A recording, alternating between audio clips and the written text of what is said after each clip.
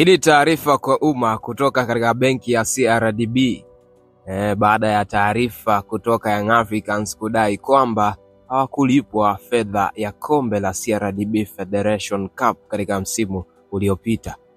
Taarifa inasema hivi: benki ya CRDB inapenda kutoa ufafanuzi wa madai yaliyotolewa na msemaji wa klabu ya Yanga katika mkutano wake na wanahabari uliofanyika tarehe 9 Juni 2025 katika makao makuu ya klabu hiyo.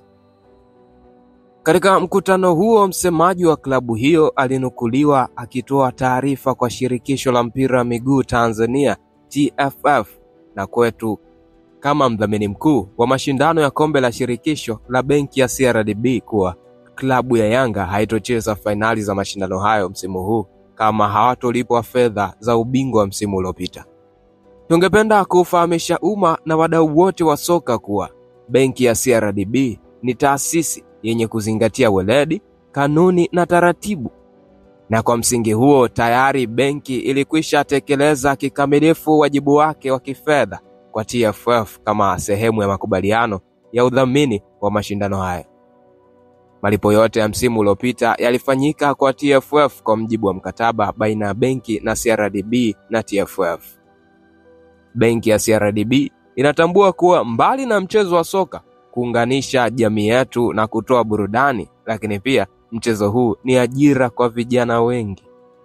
Hivyo dhamira yetu ni kuendelea kushirikiana na TFF, vilabu na wadau wengine katika kukuza mchezo huu kwa maslahi mapana ya taifa letu. Imetolewa na idara ya mawasiliano na uhusiano kwa umma, benki ya CRDB, Juni 10, 2025. Hiyo ndio taarifa kwa umma kutoka katika peji rasmi kabisa ya benki ya CRDB ambayo wameiposti wakijibu sakata la msemaji wa klabu ya Yanga katika mkutano wake na wanahabari hapo jana kwamba klabu ya Yanga bado haijalipwa pesa ya kombe lililopita la CRDB Federation Cup. Ni upi mtazamo wako juu ya taarifa hii kwa umma kutoka CRDB? Dondosha comment yako hapo kwenye comment. Hapa ni Super 12 ya Dino Television. Endelea kutufollow kwa taarifa nyingi zaidi za kimichezo.